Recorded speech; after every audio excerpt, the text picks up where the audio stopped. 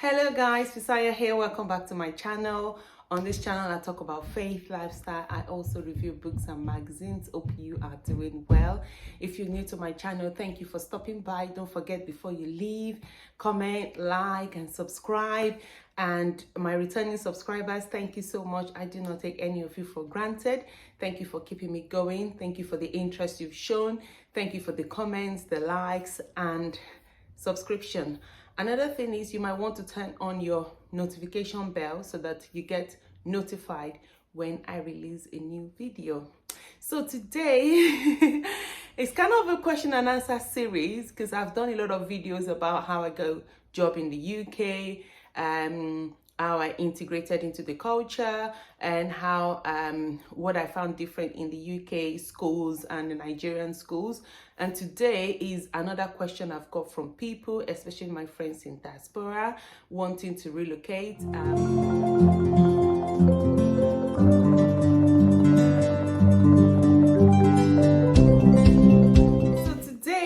Related more to the ladies, but I'm sure the men can also pick one or two things from what I'll be talking about.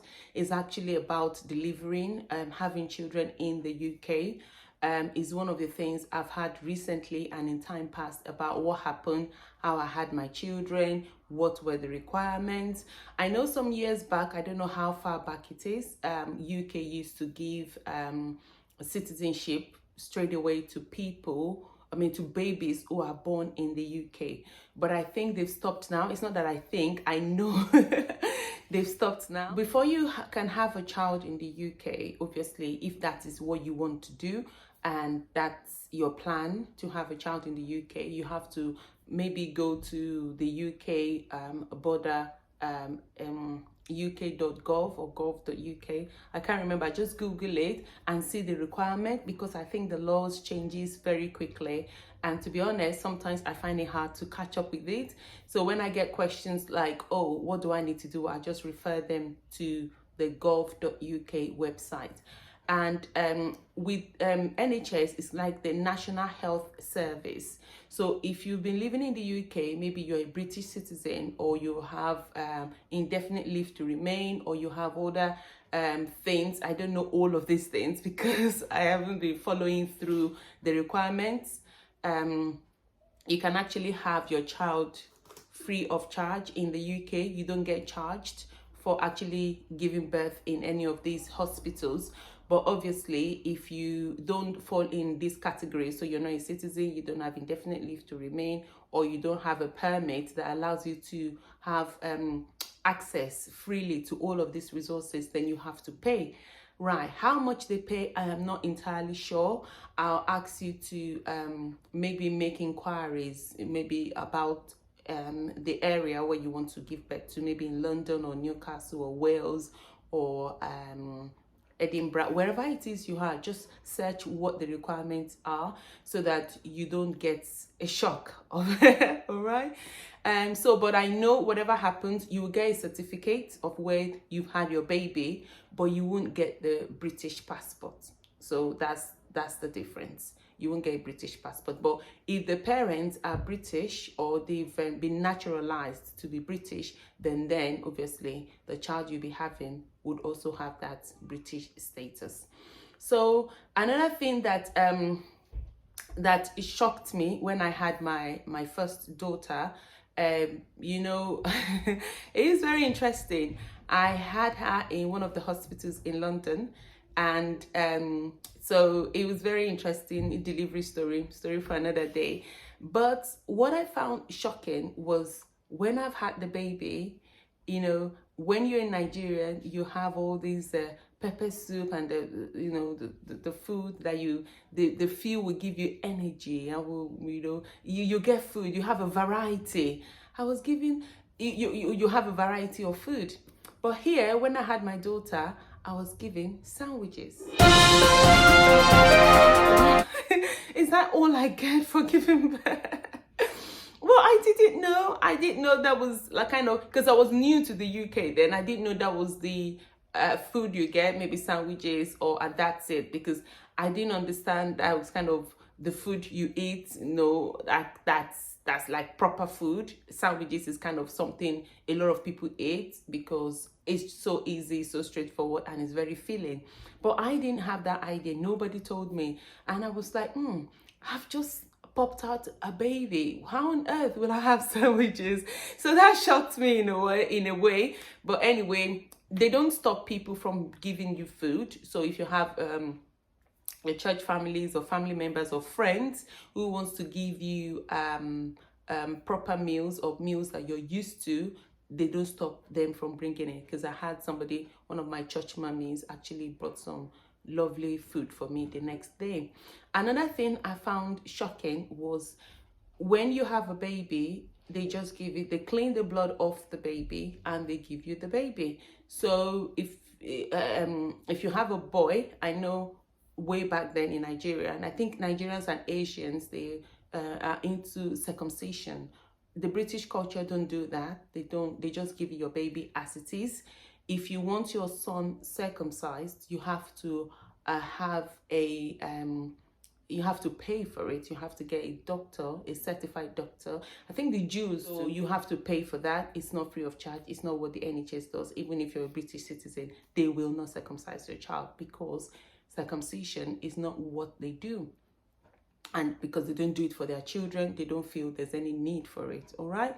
And for the girls, whatever you do, I know some people do piercing from the hospital. Here, they don't do any piercing whatsoever. As your baby is, they clean the blood off, dress him in baby grows, and give them to you. Whatever you want to do with your baby, whenever you get to, you can do that with your baby. And luckily, my mom came, which is great, and she actually did the proper African bath for my children. So that's a blessing.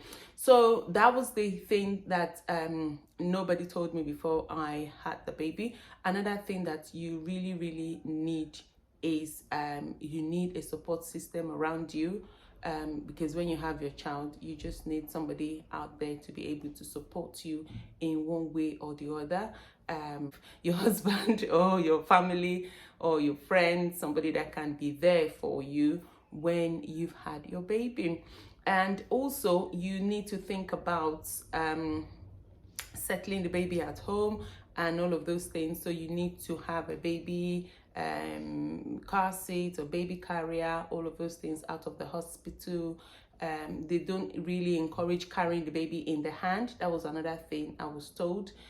So if I was leaving the hospital, normally, I know a lot of things have changed in Nigeria, but when I was growing up, you carry your baby in your hands and you leave the hospital. But here, you either put the baby in the baby carrier or in a car seat, else you're not leaving the hospital. So luckily I knew that, so we already got all of that things sorted before our baby was born. Another thing is the postpartum care is brilliant, it's amazing. You have health visitors who are assigned to come and see you in the house, to come and look after you, to answer your questions, to make sure you're happy, you're settled, and also to offer help. So to link you up with agencies, maybe one or two people or agencies that can help with, maybe if you're struggling with depression or postpartum, whatever, aftercare, all of those things, they will do all of that for you. That is fantastic. In fact, my first two were in London, and then the last one I had him in Kent. Honestly, the difference is clear. In London, you're just kind of in a like a hall, I would say, and then you have the blue curtains in the dividing you. So some of the days I couldn't sleep in the ward because the person in the next cabin was snoring. And sometimes babies are crying opposite you. They are crying on the side and crying. You can't really sleep. I was just praying for them to discharge me. And luckily, it wasn't long they discharged me. But the last one I had, my goodness, it was fit for the queen. So I had the room to myself, soundproof. and the room was en suite. I could shower anytime, leave my baby, do my prayer walk, do my devotion, no disturbances. They knock on your door before. Oh my goodness, it was just good. It was really nice. But anyway, when we were discharged, aftercare, like I said, always very good. And if they see that you're not 100% ready to go home, they will keep asking, are you ready? Are you ready? Are you ready? And if you're ready, you say yes. If you're not, they keep you longer in the hospital. All right. I hope I've been able to answer some of these questions. And I just remembered now, somebody also asked that she heard that every woman in the UK is made to do C-section. It's not true. They ask you your choice of delivery. Maybe when you're going to your antenatal classes, they ask you, some people want to do the planned cesarean, and some people natural vaginal birth, and some people want to do maybe they plan for the natural birth, but some things, maybe complications towards the end, they have to do a quick unplanned C-section. But they don't make you, they don't force you to have a C-section. It's up to you, it's down in your plan, and it's been agreed with the nurse or the midwife who's taking your delivery. So I hope I've been able to answer some of these questions. Let me know in the comment section below if you have a different experience. Obviously, mine has been so my eldest is nearly 13, so it's been a while, although I had one recently, but it was in a different borough entirely. So let me know if your birth experience was different, what made it different, what was the bit you enjoyed. Don't forget to comment in the section below. It might be an answer to somebody's question. Thank you for listening, thank you for subscribing, thank you for liking, thank you for turning on your notification bell. But whatever you do, make sure you keep going, keep moving, and don't stop. Till I see you next time. Bye.